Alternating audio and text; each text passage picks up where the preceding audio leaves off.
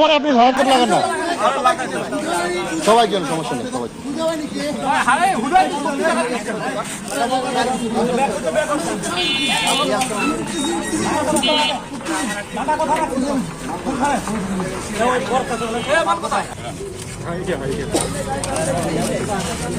একটু পিছা দাও, পিছা দে ওদের কাজ করতে তো একটু পিছা দাও।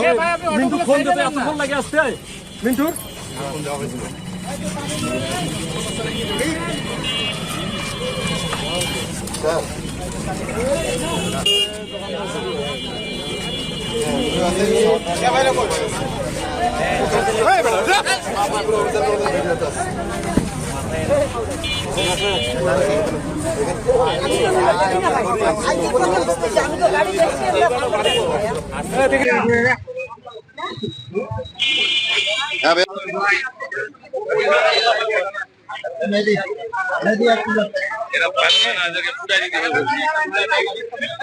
আমাদের কাছে গোপন তথ্য ছিল যে রফিকুল নামে এই লোক বাসা ঠাকুরগাঁয়ে নিয়মিত মাদক ব্যবসা করে এবং বালিয়াডাঙ্গি থেকে সেই মাদকদ্রব্য ইয়াবা নিয়মিত সে নিয়ে আসে।